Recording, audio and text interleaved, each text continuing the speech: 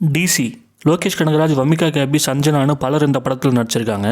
இந்த படத்தோட கதை என்னென்னா, போலீஸ்க்கு சொந்தமான கன் எல்லாம் ஒரு குரூப் கொள்ளையடிக்கிறாங்க. அதுக்கப்புறம் ஒரு போலீஸ் கொல்லப்படுறாரு. இதை யார் பண்ணாங்கன்னு கண்டுபிடிக்க ஒரு ஸ்பெஷல் டீம் ஃபார்ம் பண்ணுறாங்க. அதுக்கப்புறம் என்ன ஆச்சுன்னு தான் இந்த படத்தோட கதையாக அமைஞ்சிருக்கு. இந்த படத்தில் லோகேஷ் கனகராஜ் தன்னோட ஃபஸ்ட்டு ஆக்டிங் டெபியூட்டை கொடுத்துருக்காரு. லோகேஷ் தேவதாஸ் கதாபாத்திரத்தில் கச்சிதமாக பொருந்தி தன்னோட பெஸ்ட் ஆக்டிங்கை கொடுத்துருக்காரு. குறிப்பாக சொல்லணும்னா, தன் காதலிக்கு ஒன்றுனா துடிக்கிற சீன்லேயும் ஆக்ஷன் சீன்லேயும் அவரோட கதாபாத்திரத்தை அழகாக கேரி பண்ணிவிட்டு படம் முழுக்க மெயின்டைன் பண்ணியிருக்காரு.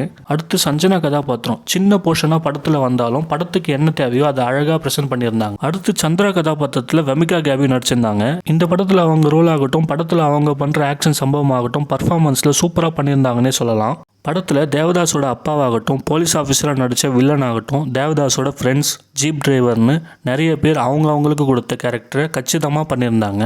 படத்தில் அடல்ட் கண்டென்ட் சுத்தமாக இல்லை. சென்சார் தான் கொடுத்துட்டாங்களேன்னு இஷ்டத்துக்கு கெட்ட வார்த்தைலாம் பேசாமல் படத்துக்கு எங்கே தேவையோ அங்கே மட்டும் பேசியிருக்கிறது படத்துக்கு ப்ளஸ்ன்னே சொல்லலாம். அனிருத் சாங்ஸ் அண்ட் பிஜிஎம்மில் பட்டையை கிளப்பியிருக்காரு. படத்துக்கு சினிமாட்டோகிராஃபி கூடுதல் பலனே சொல்லலாம். வைட் ஆங்கிள், க்ளோஸ்அப் ஷாட்னு பல இடத்துல ஃப்ரேமே கதை சொல்லுது.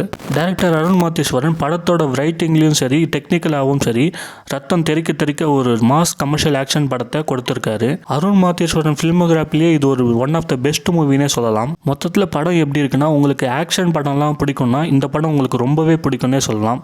தேங்க்ஸ் ஃபார் வாட்சிங்.